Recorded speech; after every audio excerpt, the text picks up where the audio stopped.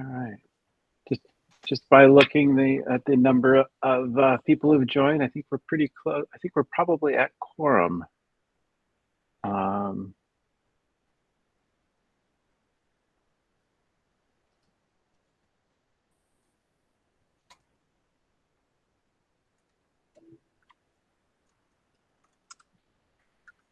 So I will go ahead and call the meeting to order. I think I see the recording has started. Oh, great, we have everyone joining.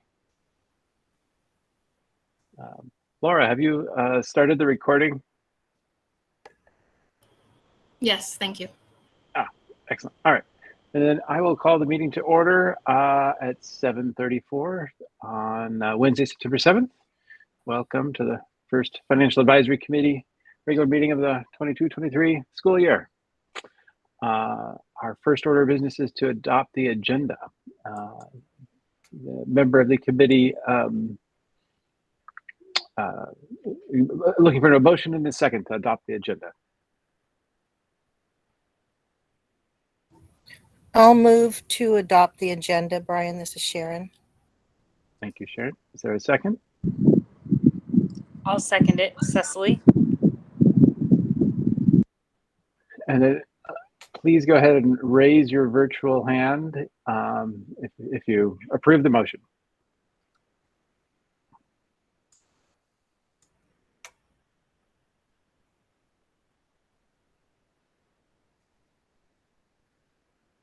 All right. Please lower your virtual hand. Oops, I didn't raise my own. Raise your virtual hand if you oppose the motion. Seeing no nays, that motion carries. Always a good test of our system, and me getting back into the swing of things after the summer break as well. So next item is introductions, and in addition to the members of staff, I first wanted to highlight that we have two new FAC members joining our committee this year. We have from FLETA, Allison. Actually, I'll go ahead and see Allison on the call. So I'll go ahead and if you want to do just a brief introduction, brief hi, that would be great.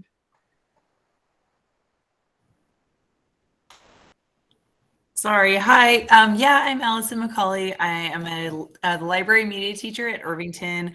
I've been a teacher, English, French, and library media at in FUSD since 2003. So it's a while, and I'm happy to join you guys. Welcome. And then from SEIU, we have Michael Pistachio. Take a moment to introduce yourself. Hi, guys. It's I'm Mike Pistachio.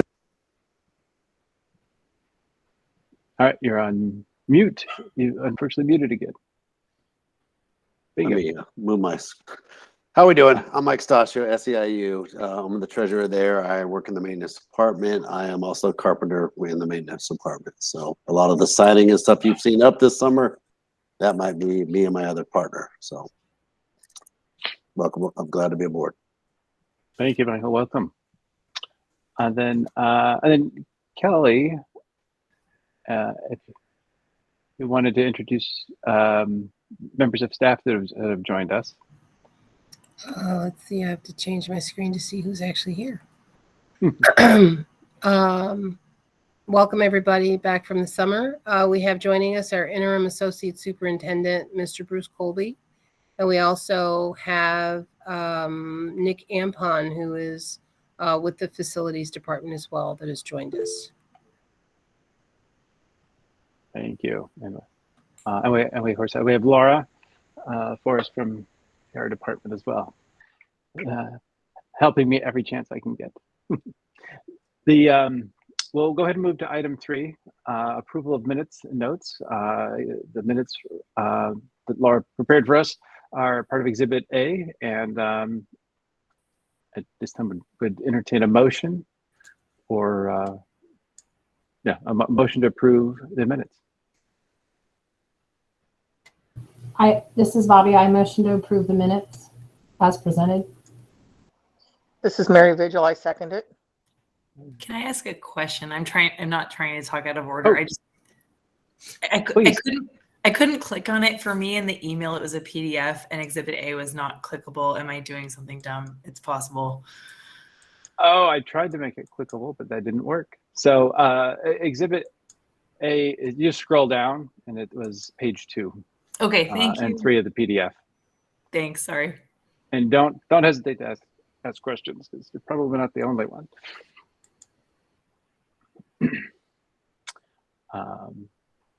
Any discussion about the contents of the minutes? If no, then we'll move to vote. Please raise your virtual hand if you approve the minutes.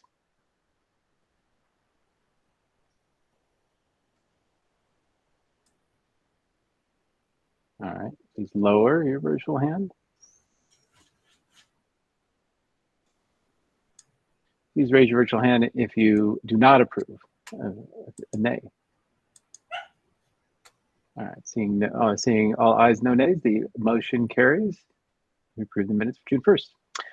Next order of business is oral and written communications. I will ask Laura to share any communications we received, as well as, I'll turn over to you, Laura, to give us your updates. So it's a fast one. I'll let Kelly also chime in if she has anything. I don't have anything.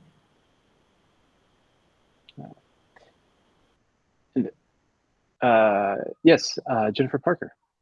Yeah, quick question. The email, the fac@fusd12.net.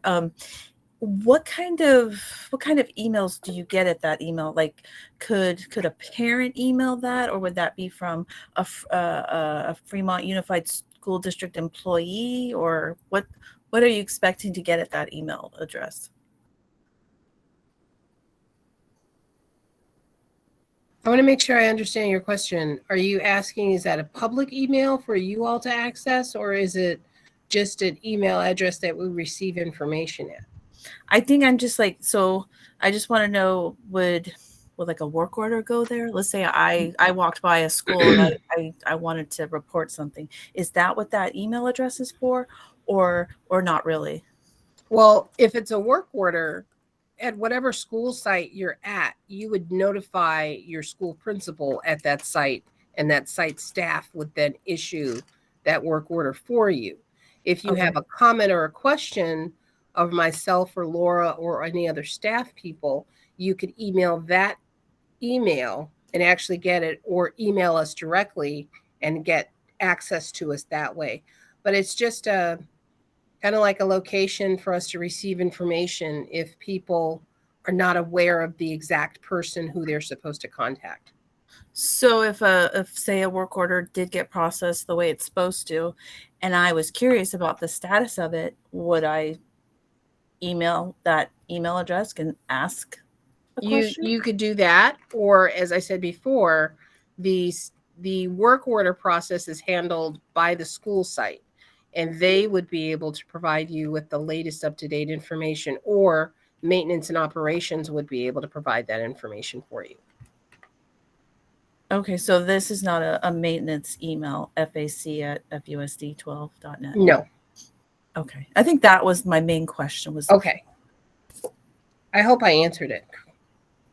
Yes, and yes, I guess so. Thanks. Thank you. And then, Laura, did you want to talk to the Horner event? Yeah, thank you. And it's just really a save the date. Hold on one moment. It's coming up pretty soon. On Monday, September 19th at 5:30, we're going to do a small, it's not quite a ribbon cutting, for Horner Middle School, which expanded to serve grades 6, 7, and 8 during distance learning. And so when they returned to campus last year during many social distancing requirements and no events, they've never had an event to acknowledge that their campus expanded and is quite lovely. So we're going to do a small showcase of what the campus is looking like. I'm meeting with Principal Hicks Rodriguez later this week to see how her students can lead some tour groups. But all the FAC members are invited, and I just wanted to get it on your radar. I'll send out something a little more proper soon, but I just wanted to save the time on your calendars if you have it open. Thank you, Laura. That's exciting.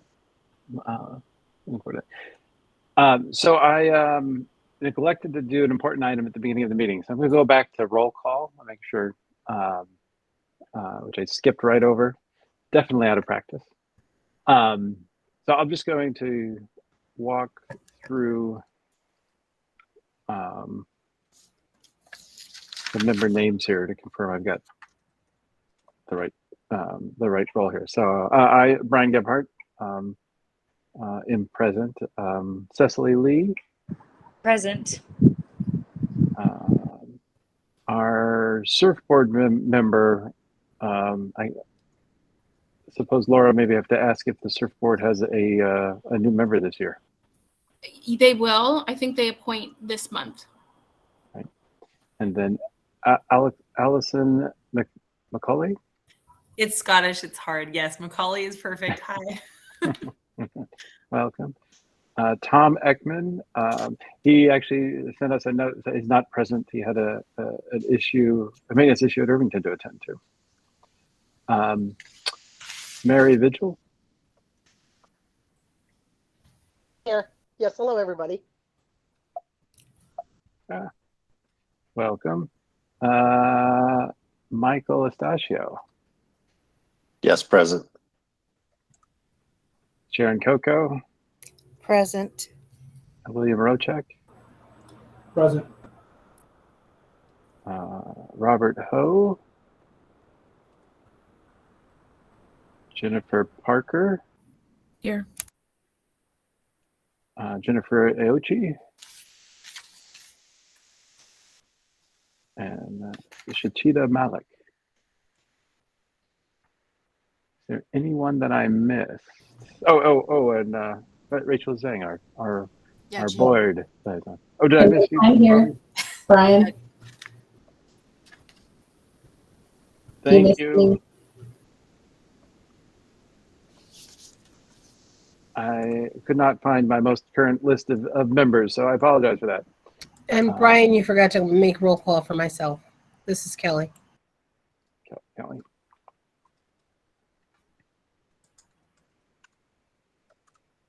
All right. Thank you. All right.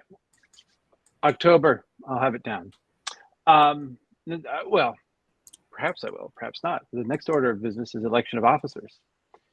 And this year I have served as your chair, and Cecily Lee has served as our secretary. And we have a vice chair position as well. That, if memory serves, I don't believe we ever filled a vice chair this past year. But those are the three offices.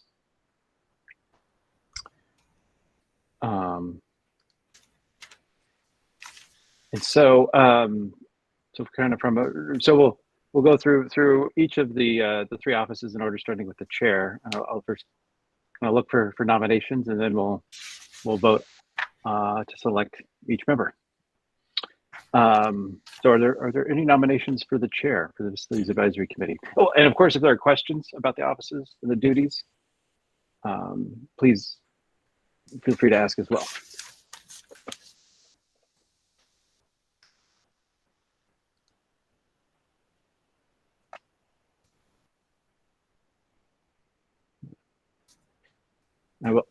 I will note that I am glad to serve again this year. Oh, good. Can I nominate you then? Okay. Yes. Thank you. Thank you, Bobby. Yeah, I would like to nominate you then. Thank you. Are there any other nominations for chair?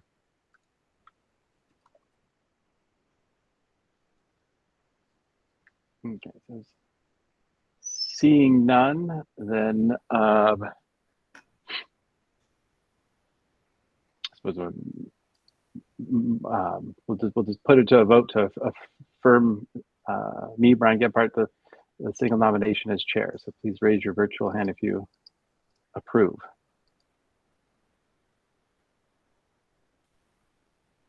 All right, please lower your virtual hand.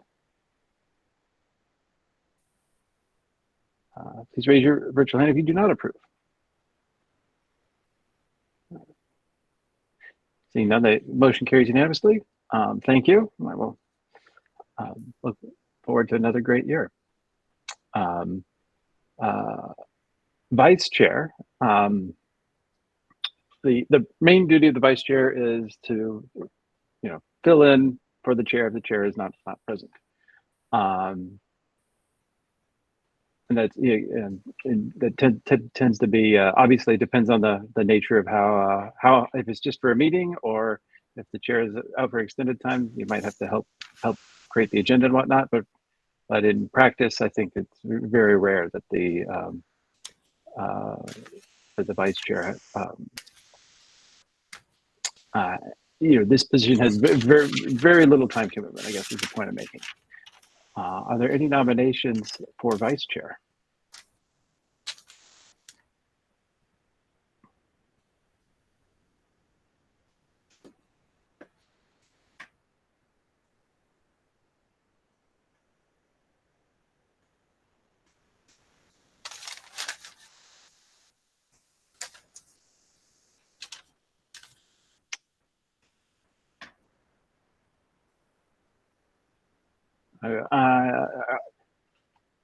Somebody would encourage somebody to nominate themselves.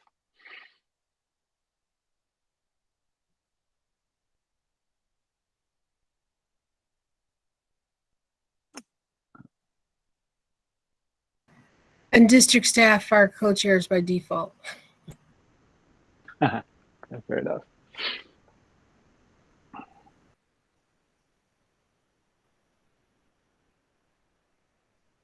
Is there anyone who would just back me up in the unlikely event I need a little bit of help one meeting? I twist somebody's arm. Let's see. How about can I do that? Can I propose someone? How about Allison? How about Allison Thank you. I appreciate that. I was hoping, I don't know anything about this committee yet, and I was sort of hoping to listen and learn first. I was president of TAC before, and I've been the secretary of everything, and I'm on like 12,000 committees. So yeah, if you really need somebody, I guess, but I don't know anything about this committee, and I was hoping to just sort of learn first. There's no better way to learn. When you're put on the spot, you're going to learn faster. I am in charge of so many things, Trustee Zhang, but yeah, sure. Sure. Okay, great. All right. So that's a yes. Are there any other nominations? All right. Well then, by show of virtual hand, who approve Allison McCulley as Vice Chair?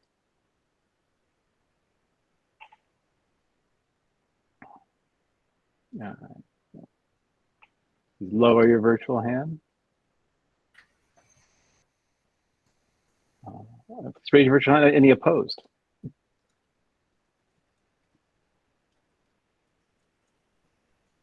All right. Well, motion carries. Thank you, Allison.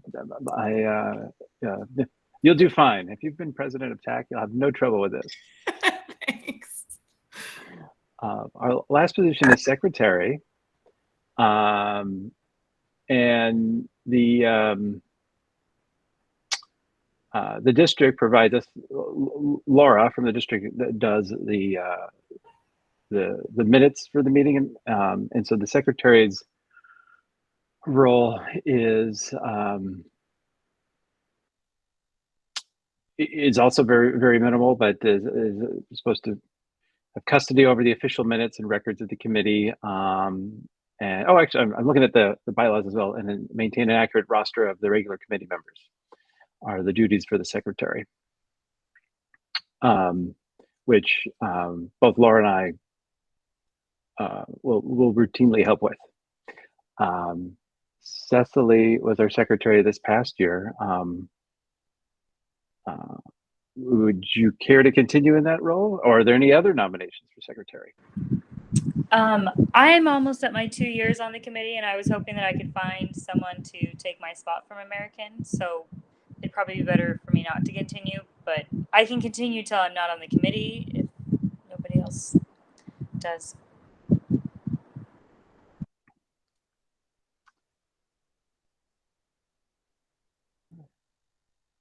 Well, well, if when you find somebody new, they can just take over the secretary position. So there's a solution for everything. They can. That's true. So I'll go ahead and nominate you to continue as secretary, Cecily. Sure. Any other nominations? All in favor, please raise your virtual hand. Lower your virtual hand. Raise your virtual hand if you're opposed. Seeing none, the motion carries. Excellent. We have a full slate of officers now. Thank you. We'll go ahead and move on to FAC calendar. Item 6 on our agenda. In Exhibit B, which is page 4 of the PDF, is the proposed calendar for this school year. I will note that CBOC, who meets before us, actually just adopted this calendar an hour ago. And so at this point, I guess I would first ask if there are any discussion of the calendar, and if not, then entertain a motion to approve the calendar. Can I just Yes. ask? I'm sorry, I haven't had a chance to map this to my calendar. It's the first Wednesday of the month. Are there any exceptions on that? Yeah, the exception is when the school board meetings, we work around school board meetings and graduations. So for example, November 30th is the last Wednesday of November. The first week of January is winter break, so the third Wednesday in January, and then the last Wednesday in May to avoid graduations are the 3 adjustments.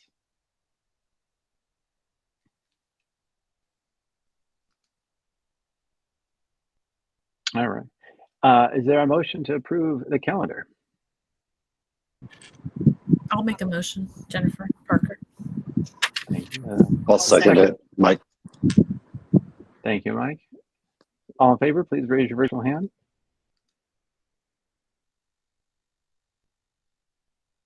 Lower your virtual hand. Any opposed? Seeing none, the motion carries. This is our calendar for this year. Our next item 7, is the Brown Act overview, which I will turn over to Laura.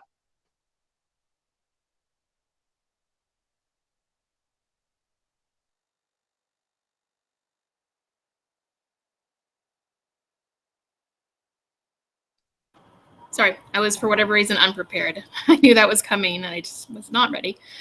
Okay. So this item is, are you all seeing my screen or did I just lose it? It just went down, so Okay. I'll try sharing again.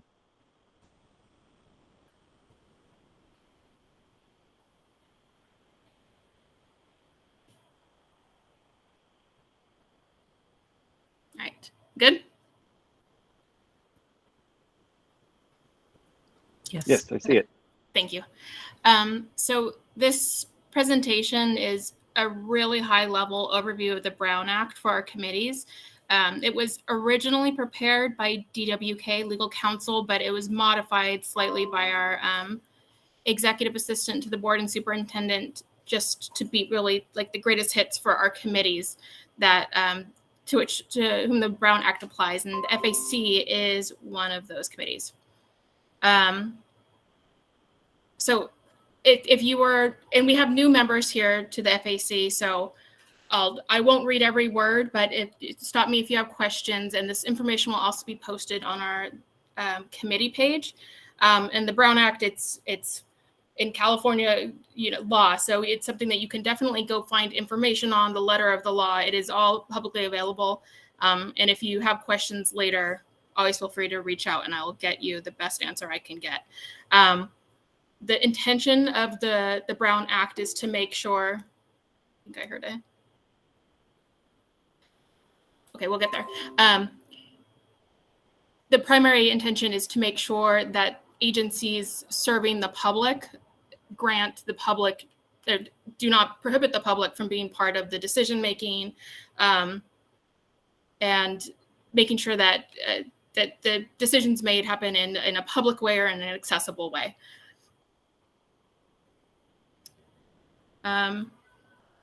Okay, I won't read everything again.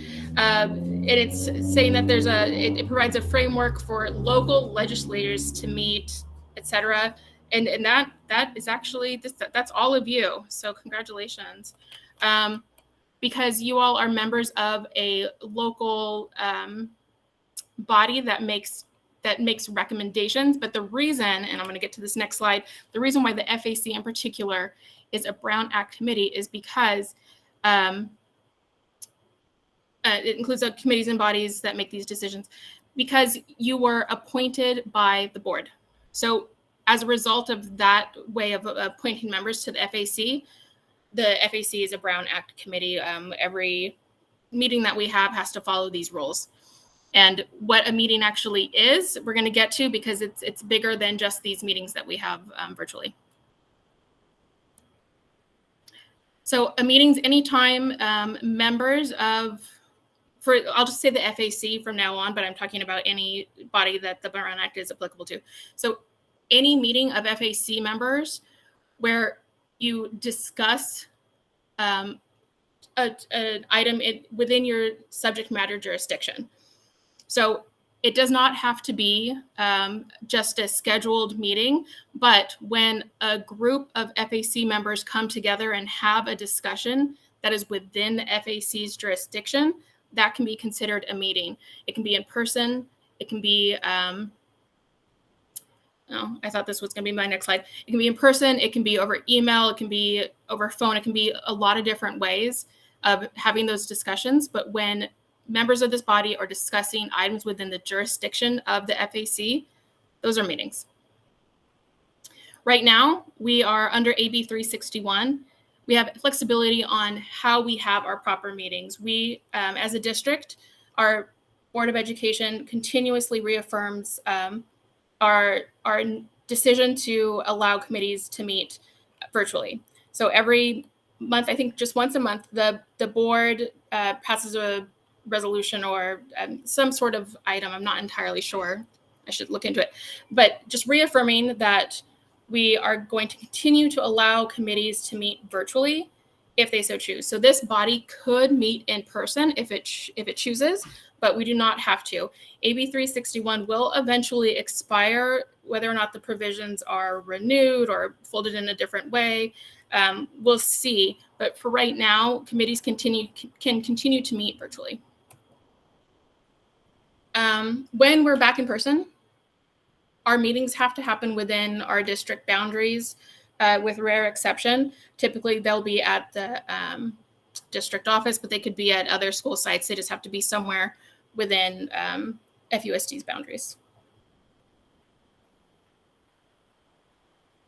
All right, so I said that all of those different conversations by email, phone, etc., those can be meetings, but it is not a meeting of members if you go to a conference, if you see each other, socially, if you are at a public place and you happen to have a handful of members there, that does not necessarily count as a meeting, as long as you're discussing things that are not within the FAC's jurisdiction. Y'all can see each other outside of the FAC. A little bit more. I'll let you read that.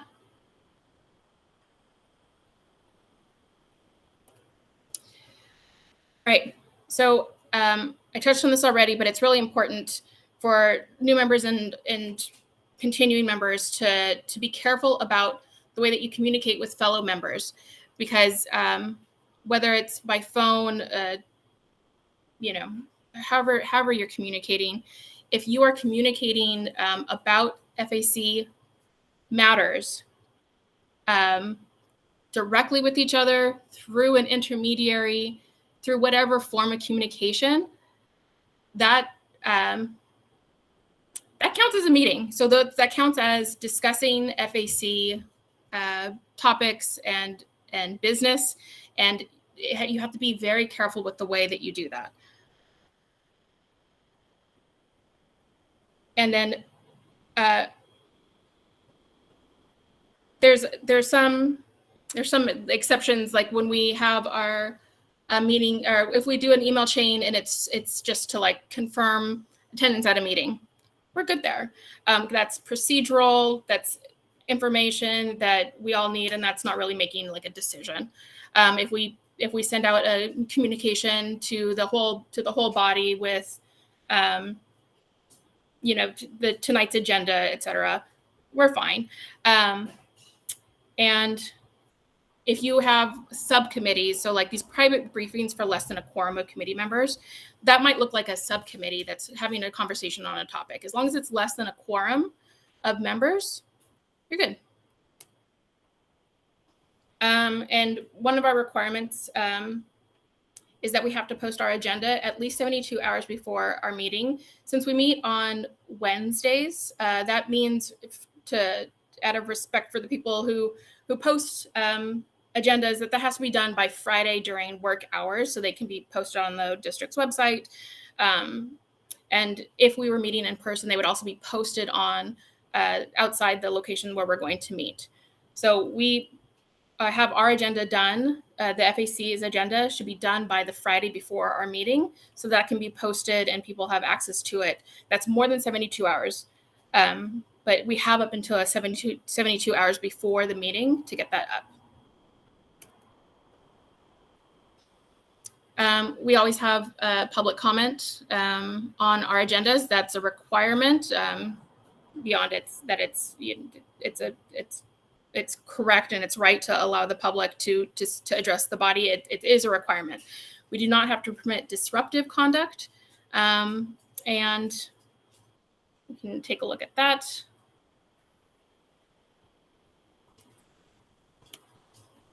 And should there be a violation of the Brown Act, these are some of the potential consequences.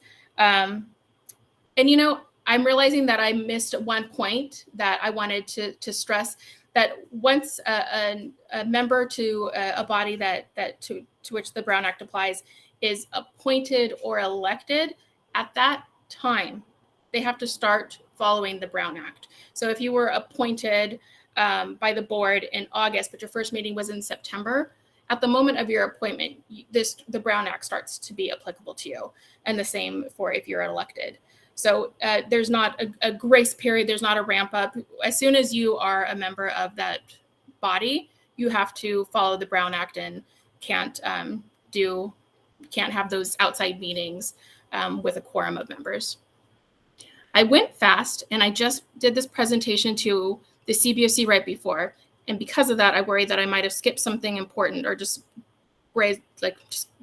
gone right past something that you might want to know more about.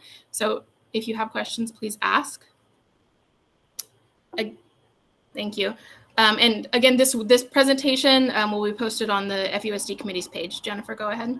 Just a question of the public comment part on the agenda. Does that mean can someone who's not on the committee attend this meeting, or? Yes. They can't. Okay, so it's not. Do you have to request? No. This meeting, the link that you all use to attend this meeting is the same one that's put on our FAC website. So any member of the public can click on that same link, and that was available with the agenda at least 72 hours before this meeting. Any member of the public can click on that link and access it. The only barrier is me just letting them in, and I will let in everybody unless we remove them for any reason. Oh, okay, great. Thank you.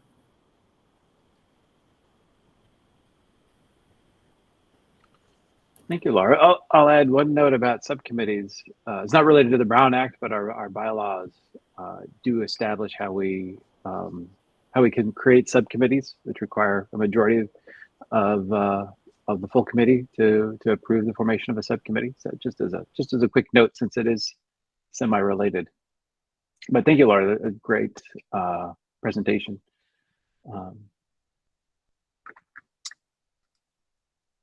And that concludes this item then, a Brown Act overview. Our next item is review of FAC bylaws. Laura, can you introduce this item, please? Yeah, and this can be really brief, again, because there are so many new members. And since that question just came up about accessing this meeting, if you don't mind, can I share my screen for a moment? Sure. Okay. So I'm just going to, there we go. I'm going to start from our FUSD homepage, and I'll expand it a bit so I get my top level navigation. Okay. So any member of the public, this committee included, can find information about our committees under board and community, and then our committees. All of our active committees are listed here in alphabetical order, FAC. The information posted on these pages is fairly consistent, and there's a lot of effort going into making them so. Some committees just they're different. They just don't fit quite into the mold. We have task forces, like we have different bodies, but for the most part, committees are going to have a similar layout and similar information, including our agenda and minutes as we go through the year. They'll stack in here. This is a Google folder that's publicly accessible. Our one link for the school year is posted here. Our calendar will be posted here after this meeting. The recording of the most recent FAC meeting, we're being recorded right now, that will go onto this page tomorrow. It's typically the following day. Our members and how to apply. Okay, so thank you for indulging me on that. So I wanted to just go over the bylaws quickly. So the bylaws for every committee are also posted on their on their committee page. And we will touch on the purpose and scope of the FAC a little bit more later as it relates to the long-range facilities plan. But this is where the purpose of the FAC, its responsibilities and duties are outlined. I'll try not to read things out loud, but this is important. This is the mandate of the FAC, to reflect the views of parents and other community members about school construction and facilities, and then to convey those perspectives to the board in an advisory capacity. So that's what we're all here for. Thank you for doing that. And if you are wondering why I'm scrolling furiously to see if we have quorum, where I'm looking, it is in the bylaws. There will be no other place that I reference or that other members reference about the FAC's like ground rules. This is where it outlines what quorum is, what our membership, the composition in terms of committee members, what groups are recommended or represented in the committee, our bargaining units, how to resign, attendance, ethics. You know, I'm seeing right now, Form 700 in the most recent, I'm going to have to take a look at this. I believe the board removed that requirement from the FAC bylaws at the request of the committee, I believe. Does anybody have information on that? I don't, but I did not fill out a form. Okay. I think that's been removed. I will report back to the committee on that. Officers and removal from the office, and then subcommittees, which Brian just referenced as there's a process that the FAC undertakes to form and appoint members to subcommittees, meeting information, etc. So if you are a new member or returning and you don't have this handy, this is a good document to reference. And I just wanted to make sure that you all knew where it was, what it contained, and how to find that and other information. So this is just setting the stage for the work to come because we have new members and we're at the start of the year. I don't have much more information to say or anything to say here. And Brian, you can pick it up and go, but that is what the point of that agenda item was. Thank you. Thank you, Laura. Very important, not just for new members, but for those of us who've been around a while too. And I think that a great summary, great overview. Are there any questions about the bylaws or even questions about the committee in general? Bobby. I know that you said that you were going to check it out, but I do remember being at a board meeting when they did remove the Form 700. So, and I thought it was voted on and approved. So I just wanted to mention that. Sorry, my dogs are barking, but I think that's accurate, and it happened not too long ago. So I will report back to the committee on that. I'm almost certain as well that that's no longer a requirement. Jennifer Parker. No question, but just thank you so much for sharing that. I appreciate that.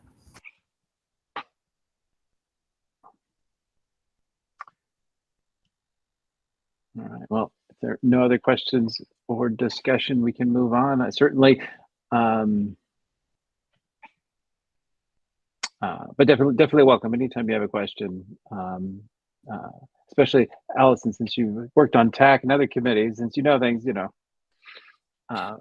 welcome suggestions and improvements too. That was really good. I just wanted to say that overview of the Brown Act that I'm very familiar with was very comprehensive, and the website is really good. And I've already used it to figure out when things are happening and what you guys have done in the past. So I really appreciate it being so comprehensive. Thanks, guys. Thank you. I'm going to pass on some of that to Bart Payne, our web designer, who's working really hard on this effort. Thank you. And don't hesitate to reach out to me or Laura or Kelly if you have questions about the committee afterwards. Excellent. So it takes us to our next agenda item, which is an update on the long-range facilities planning. I believe Kelly or Bruce were going to lead this item. I'm going to defer to Bruce since I've been gone this summer, and he has the most current information to share. So, Laura, were you going to share the information that we looked at earlier today? Yeah, I'll go ahead and share that. Great.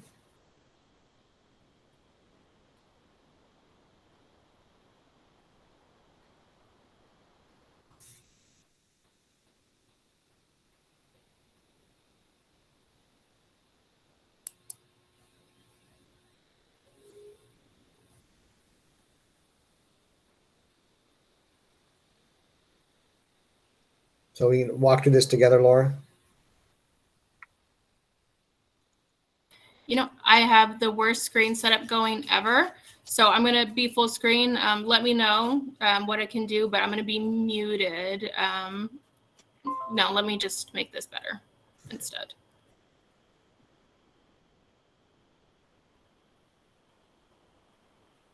Is that big enough for you all to see?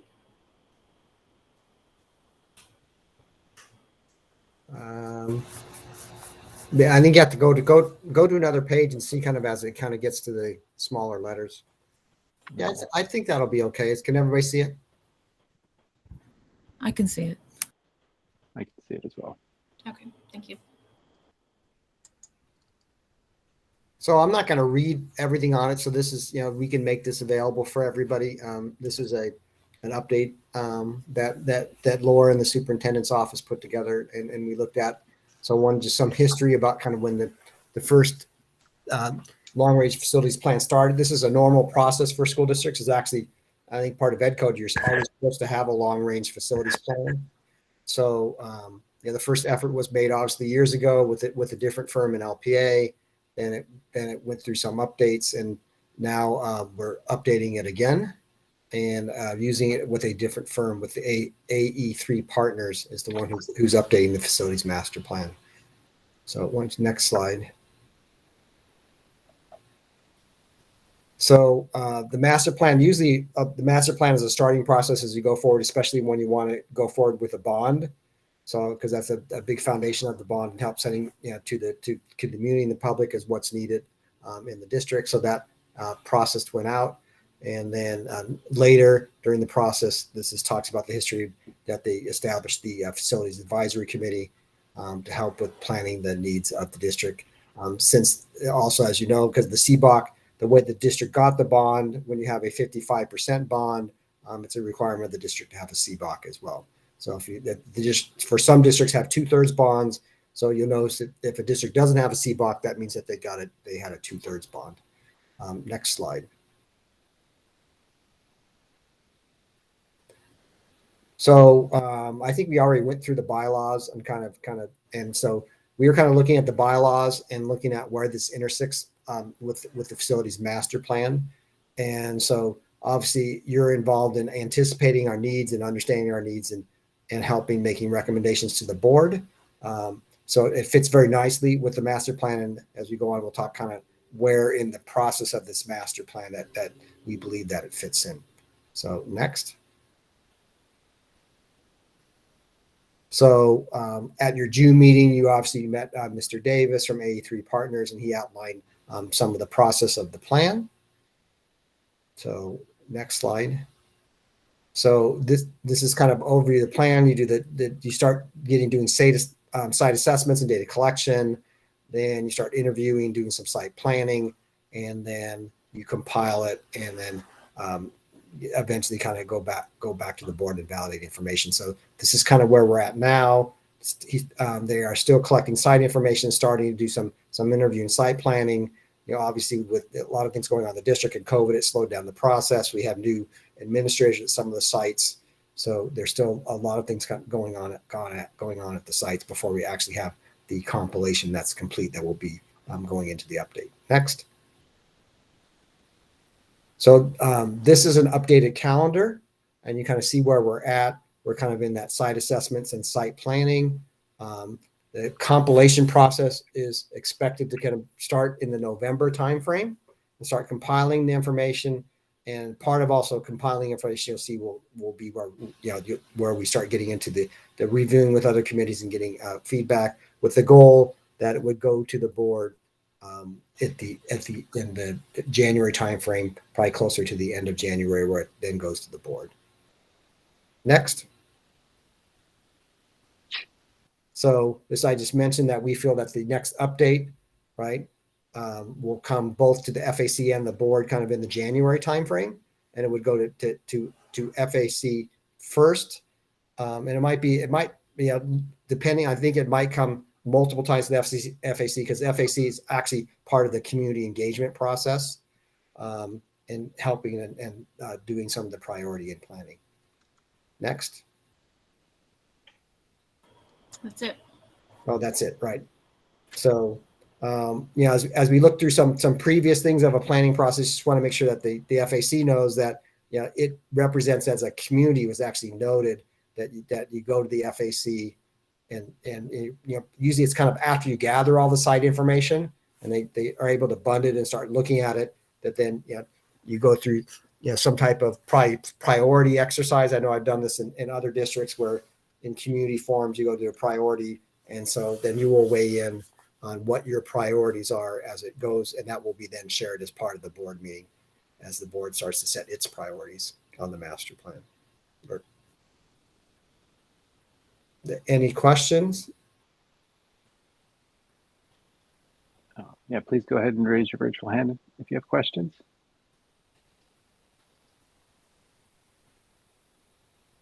I'll go ahead and ask the first question. Is there a community engagement timeline calendar? Because my previous experience was that there was a fair amount of time going through the prioritization process.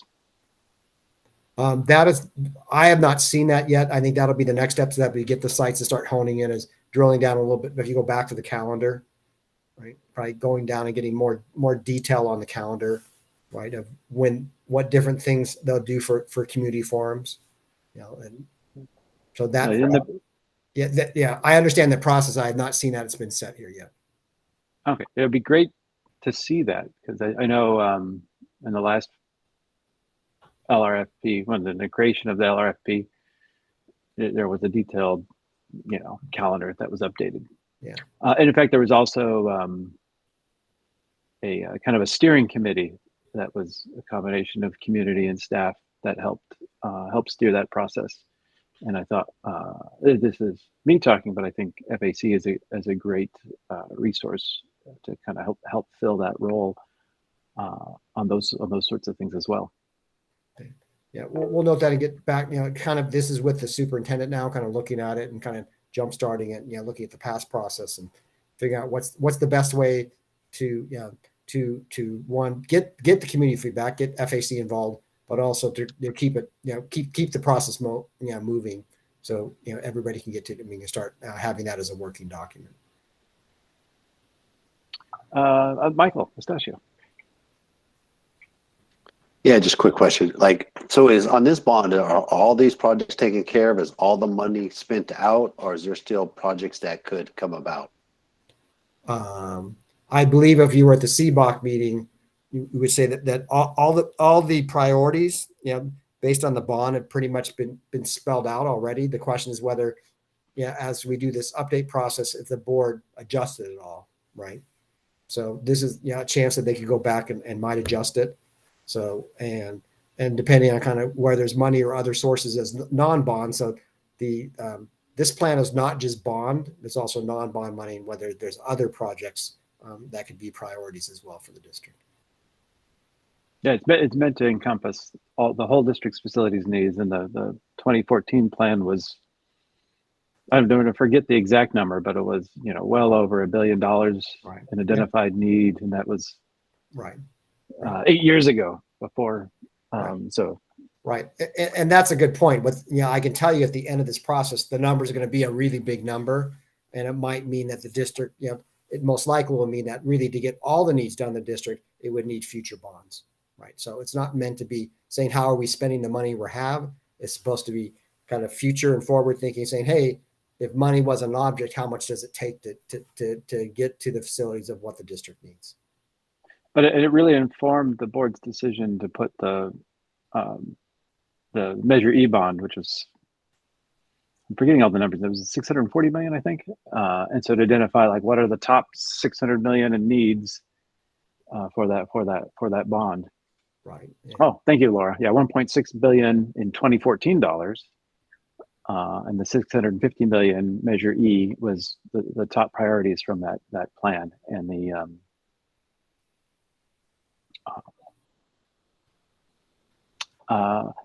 Rachel Zhang.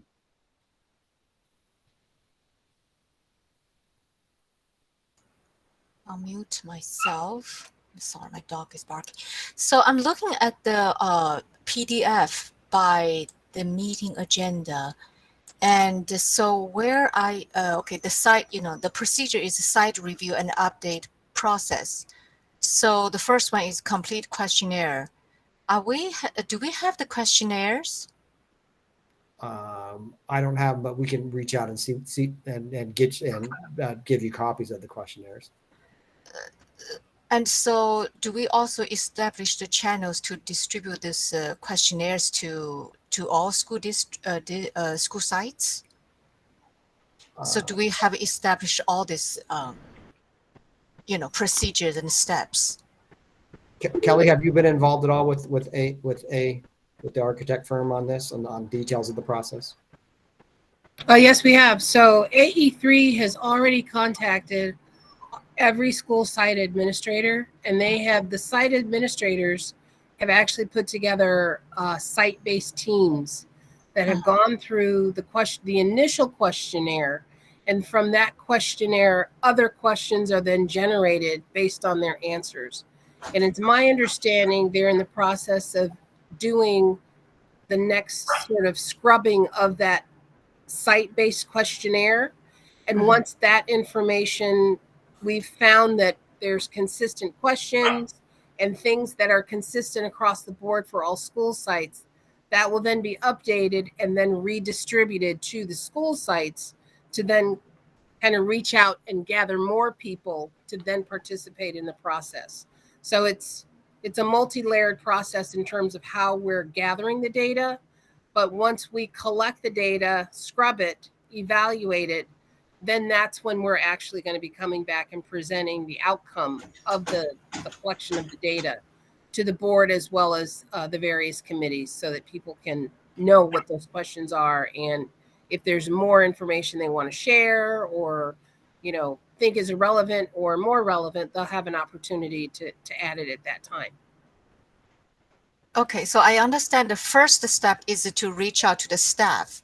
And then when you go comb through, and then you're going to send back to the community. At this point, you're going to involve with students and parents? Yes, that is correct.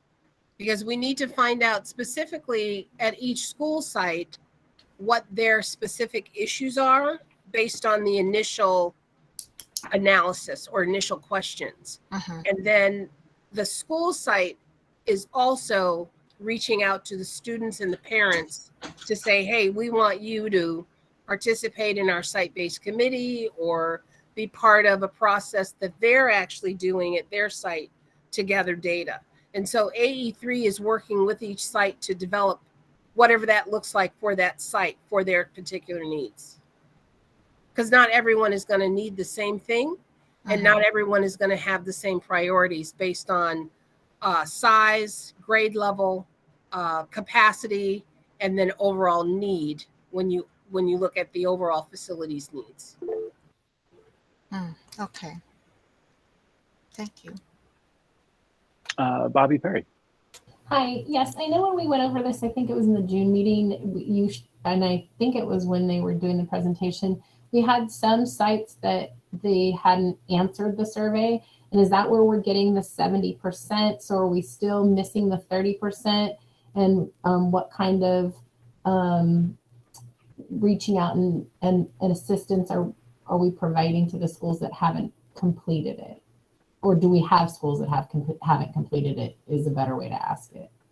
So the 30% are those school sites that either had administrative changes from last year to this year, retirements, or it was not made a priority for whatever reason. We have AE3 informed me they have coordinated with the district, with Laura as well as the superintendent's office to inform the remaining 30% that to make this a priority and to actually get this done based on the timeline that AE3 has shared with us in order for them to basically deliver for us what we've asked for. Okay, thank you so much. That answers my question. Thank you. Allison. Yeah, this is timely. I was actually going to weigh in on that. My school is one of the non-respondents, and I'm on the site council. And what happened was we got the whole survey like 2 days before it was due last year. It's very long, and we attempted to try to begin answering it, but it was a lot. Irvington has had a lot of administrative changes. We have 4 new administrators this year, no continuing administrators. Last year's administrator was new for the first time. The year before it was different administrators. So it's exactly what Kelly was describing. But we had like 2 days to complete what should have been several weeks of work. So, we've been sort of asking if we can have an extension, but I think there might be some legitimate reasons why schools might need a little bit more time to take a look at this survey. Well, the other thing too, Allison, and this is something I can talk to the principal who's in charge of this one with AE3. If you all need assistance, let us know, because we're but the team is very amenable to providing you guys with a body that if it works, instead of trying to do it online, to have somebody physically come and sit down with you all and just take, in 45 minutes to an hour to go through this and document your responses and, but you have to let them know if that's the type of assistance that you guys need.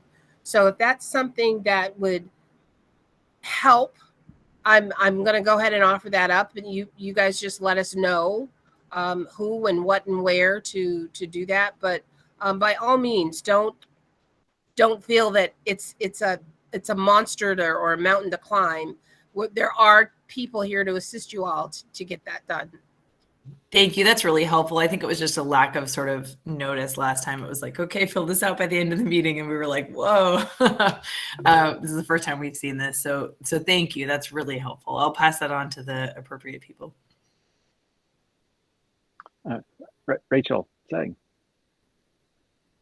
Question is, how many days do you usually give to the staff? To the staff to fill out the survey? I just listened to Allison that there is only 2 days. No, initially the sites were given about 45 days to fill it out, but because of the staff changes and sort of trickling down of information and passing it on to the appropriate people, I believe at that particular site, that was one of the reasons, because the outgoing administrator, I know I've been poking, a lot of the principals, and it's like, oh yeah, by the way, before I go, take care of this. So it's not that consultant didn't give sufficient time. It's that on our end, we've been going through our own internal changes that didn't allow for that information to necessarily be provided in a timely fashion. And I would agree with that. It's not a fault of the whole process. It's because of so many staff changes. The people who should have responded to it were changing multiple times during that time. Okay.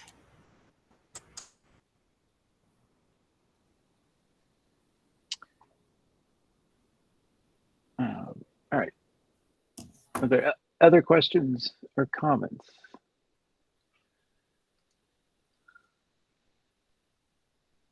I had a few things I was going to share. I did kind of ask this, but I just went back to my notes from our June meeting, and we were there aspiring to see some of the survey results in FAC, either this meeting or in our October meeting. I guess I wanted to understand from a planning perspective, like, what to plan for. I don't know if you can go to the slide 7 calendar slide again. I guess I would actually be very interested to see a copy of the survey. I think that would help FAC understand the scope of this as well. So what, if Kelly, if you get a copy of the survey to the FAC, I think part of it, when the new associate soup starts and working with CJ and as transition in, we'll work closer and kind of get back to you on kind of when the interweaving is of the data coming in, and then getting the FAC involved. And you're interested in kind of getting involved as early as possible. So we'll work, get back to you. So it's a work in process. No problem. We can do that. Okay. Michael. Real quick, just did like maintenance and operation of the grounds, do they get the questionnaire too as part of the site long range facility plan? Yes, actually, M&O spent an extensive amount of time with AE3 partners last year. We spent probably, I want to say, about 3 months reviewing and answering questions and looking at overall needs district-wide. And so they have compiled quite a bit of information from their conversations that they had with Kevin Arthur, who has since retired, Tom, excuse me, Tom Ekman, Brad Holmes, and I believe Nick Ampon was part of that discussion. And I know that they had also had discussions with their teams of people within engineering to then feed back up to AE3 partners what concerns or things that were important to them at that time. But there'll be another Bobby. opportunity for you all also at the staff level to participate once we get this assessment information back. My question is actually kind of a question and a comment based on what Michael just said, because it brought up something that, was there any study of like work orders? Because it'd be interesting to see like an analysis, a metric based on work orders that are put in and what maintenance and operations are actually seeing that get put in as cases. That is actually some of the information that AE3 has gathered from the M&O department. And I know that they had started to kind of drill down deeply in that just before Christmas. And I know that one of the things that was brought up as a topic of discussion is the enormous amount of HVAC work orders and bathrooms and kind of water related issues. And so they actually at the beginning of this year started to sort of create a kind of a sub database of information specifically based on information they got from work orders. So we are very much aware and utilizing that information. And so once the site assessments and gathering of data is completed, we'll have a very clear picture to share with you guys of kind of what's a repetitive thing that's going on that falls into the need that needs to be addressed. That's really helpful, because to the extent that it can be less anecdotal and more based on actual data, it helps frame decisions and discussions. So thank you. Bruce Colby. Yeah, I just want to share. Additionally, part of the data that they collect is annually all school sites need to be assessed, and you have to do a facilities conditional report that gets audited. It goes into the SARC, it goes into the audit, and so that is also as basically that looking at what's really there and on the radar is part of the process as well. That's part of how M&O gets in there as well, and deferred maintenance.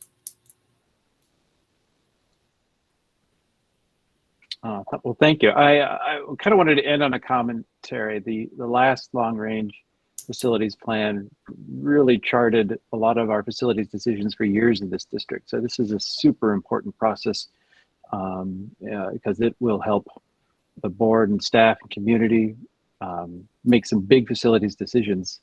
And we do face some big challenges. We have very limited facilities funds. We have huge facilities needs. We have escalating costs. And there are precious few ways of raising funds, a bond issue being one of the main reasons and main mechanisms. And just to remind everybody, from June, the next opportunity to put a bond issue on the ballot is February 2024. And while the district and this committee are not going to be, it's separate. But the information that we put together will advise the community and the board on whether or not to do something like that. So this is such a critical process, and I think worth a lot of FAC's time, much like FAC years ago helped with the updated bond implementation plan, and it worked with staff to define the strategy for how to target the remaining bond funds. This was 3 years ago in 2019. This is a similar challenge we face, and there's a lot of information in past FAC meetings, analysis and different things that we've done as well that can be helpful as well. And I'll try to bring some of that forward to remind us all and for the new members as we move forward as well. But yeah, I would think this is probably the most critical project, right? Personally, so without a doubt, this is the most critical project for FAC and one of the most critical projects for the district. So thank you again for the update. We will go ahead and move on to item 10, staff update.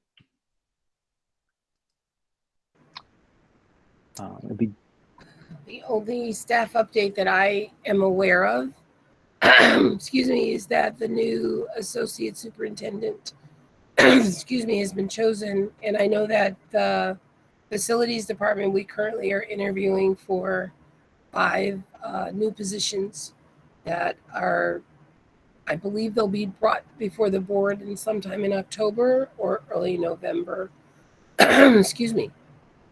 Bruce or Laura, you all can expound further. Well, I can give you a little bit of update. So the CBO's name, he's scheduled to start on the 26th. His name is, he goes by Danny Hillman. I think it's Daniel or Danny Hillman. He's coming from San Ramon, and he will start on the 26th. We have been conducting interviews for some facilities positions for bond program manager, construction manager, and bond director. So we're continuing the interview process and filling some of those positions. And just add a bit of context for the part of these new positions is bringing in-house some of the work that Banner, our construction management firm, was previously doing. And so we think, there's a detailed board item on that, but there was a good analysis done to determine that is something we should do to give us. Yeah, it's very important. And just to let you know, it's a challenge. It's, just as hard as it is to staff, clerical positions, bus drivers, food service people, it's just as hard to staff even very, very, very high qualified people as well. So, we are working as hard as possible trying to find the right people. I think we might, hopefully we'll have one maybe for the next board meeting, not this board meeting, at least one of the positions filled. So we are working hard on it.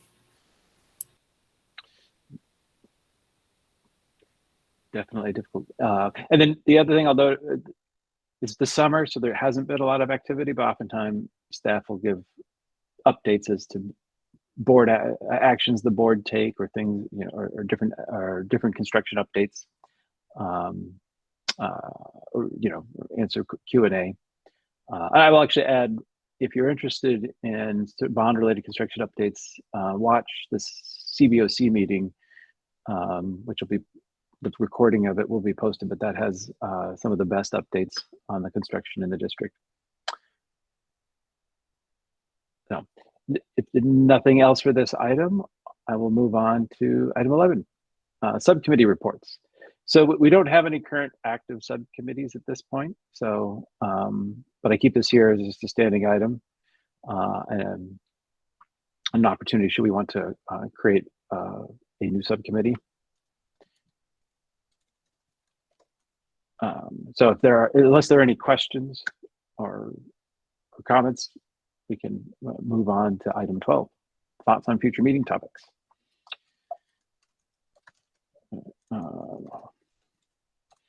So I have listed here the topics we previously discussed. And so I'll continue to work with staff on the long range facilities plan, data collection summary, and the various other steps in that item. So Cecily, I think, raise your hand. I'm not hearing you.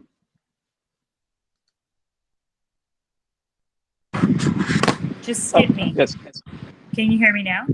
Yes, I can hear you. Okay. I am getting a lot of questions about shade coverings at the schools, and so maybe just a 5-minute update at the next meeting would be helpful. Like, why are some schools getting it and other schools, like PTAs, might have bought temporary shade structures that aren't able to be set up. Just maybe a little better understanding of how things are done for shade. Okay.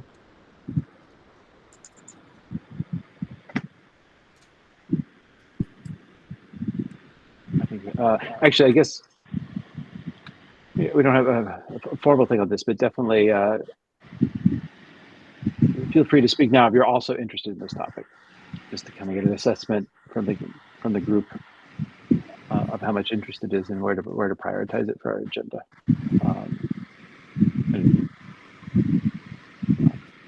Can someone mute? It's pretty noisy.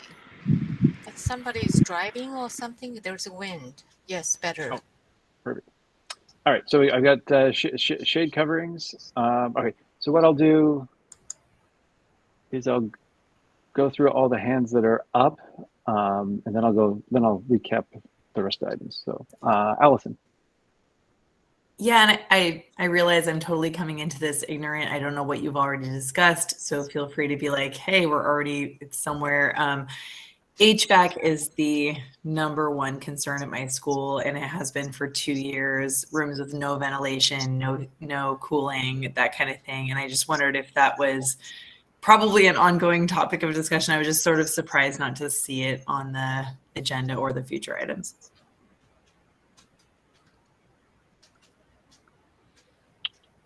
Trying to remember the last time we talked about HVAC. Yeah, that we have had past items on that, but it has been a while. I guess for each of these items, maybe I should take a quick poll just to raise your virtual hand if there's other interest in these items, just to get a. Well, I can't. I'll just remember that Jennifer and Bruce, that you had your hands raised.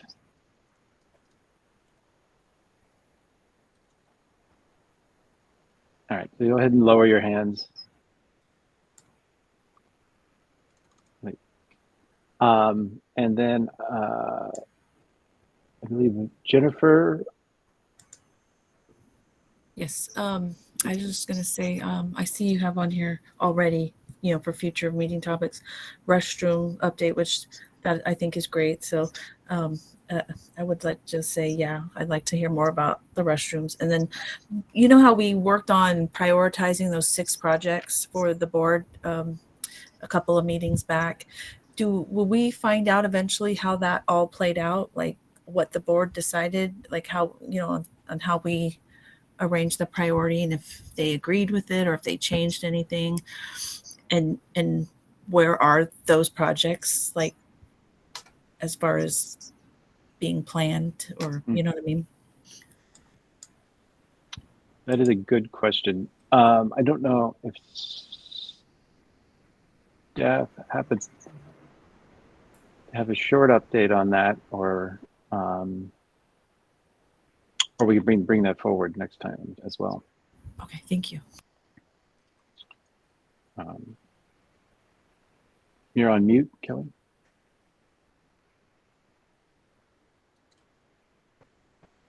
Oh, I'm sorry. Did you guys call my name? Oh, I thought you were talking. Maybe you were probably talking to somebody else. Okay. So the 6th project, this was the item that went to the board, I don't know, April-ish timeframe. It was before Bruce joined. And one of the outputs of that was actually the item 12E, revised roofing estimates, was part of that. That was one of the things we wanted to look at more, because that was a big aspect of that item. And there were other projects proposed, and I don't recall having heard any action taken on those. I think that's all on hold. It's my understanding that the board has not taken any action on that, but prior to me having to leave, we were preparing information for the board's review, but I'm not confident in providing that information, because that's more than 2-3 months ago. And I'm going to work with staff to get the latest updated information, and we'll be able to share that with you all after we've had an opportunity to provide it to the board at an update. Thank you, Kelly. Bruce, did you still? Yeah, I just want to tell you that the shade is actually a topic for a board update and getting a plan together. So that is a topic with the getting on with the board as well. So is there an ETA on that? Because it usually helps with timing our agenda, right? If it's something that we should advise the board on, then we should schedule it for Fac beforehand, or I think we'll have to get back to you on an ETA now that Kelly's back. So again, we're working on it. It's in process, but we don't have an exact ETA. But the goal is to get it to the board as soon as possible and start doing some planning. Thank you. Rachel Zhang. Okay, so about the shade, I'm the shade and the HVAC. The shade, I think that I received a report that the facility is going to hire a architect to look at different structure. That's what I got. So my question is, why do we need to hire architect to look at different structure? And is that pretty straightforward? We should talk to each principals and the site supervisors and to see whether and where the shade is needed. And I think it's it's a priority. And I believe, I mean, based on my knowledge, it's pretty straightforward. And I think we should, in my opinion, we should target to get it permanently done by next summer before school ends, so that we are not going to rent those temporary shades and pay them a fee. So we need to set up a time frame for that. And I think this item is just pushing around. And by this hot week, and further, give us a sense of urgency, we must have a time frame to get this thing done. And also the HVAC. I mean, there are so many classrooms not having HVAC. So I think those two. Okay. All right. Thank you. And I'll take that input and work with staff to scope the shade topic for FAC. And I'm sure it also influence the topic they bring forward to the board. So those are all good remarks. Allison, I did have a follow-up question I should have asked earlier. What is the scope of your HVAC request? Or what are you hoping to see? Sorry, yeah, that's why Mr. Ekman is not here today. We're in the middle of a massive electrical problem at Irvington where half of our HVAC is down, our internet is up and down all day, that kind of stuff. So that's happening right now. We're obviously in the middle of a heat wave, so that's stressing the whole grid. And I understand that sort of blown fuses and stuff like that are part of that, but we have some long-term unresolved. I have a work order in for my own space in the library, for example, from August of 2021, where our HVAC shuts off an hour earlier than students actually leave, and there's not been any resolution on that. I know, maintenance is working as hard as they can. Those guys are awesome. It's just, I think, a question of sort of a lot of strain on very few resources. And so I'm just sort of wondering if there's something we can do to improve the bandwidth of that whole system to deal with these issues during an airborne pandemic when climate change is increasing our temperatures. So I think it's kind of the state of HVAC across the district, the health, ability to maintain it, the student environment, or some of the themes I'm hearing there.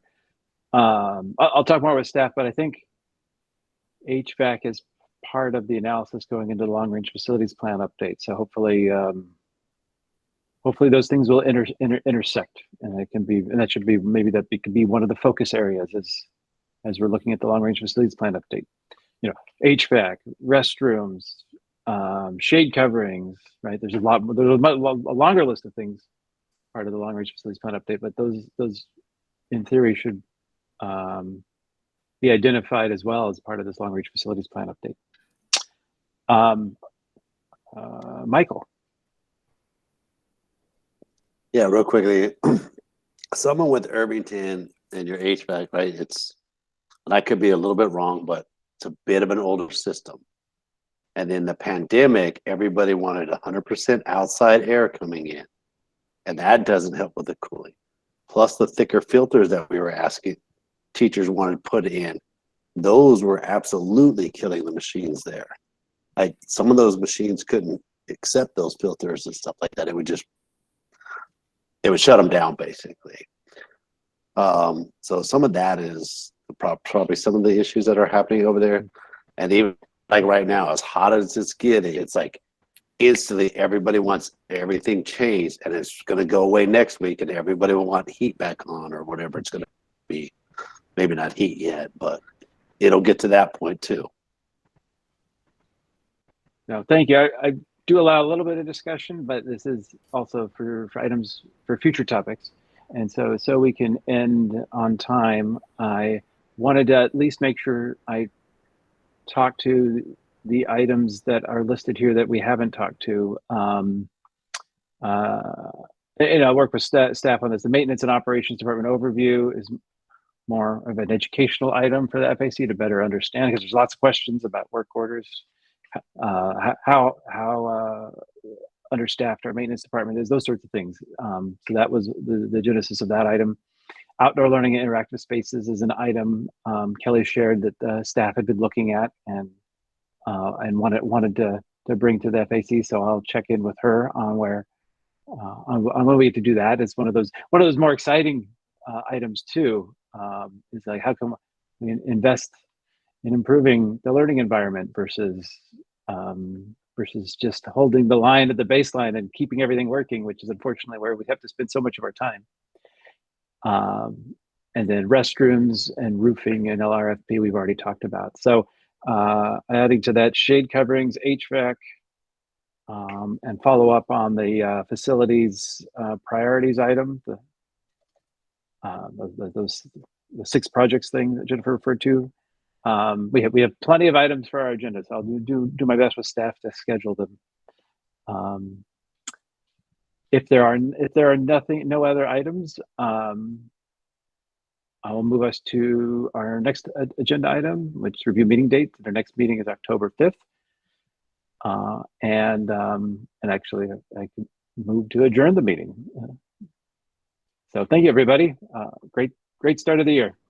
Thank you. Thank you. All right, bye.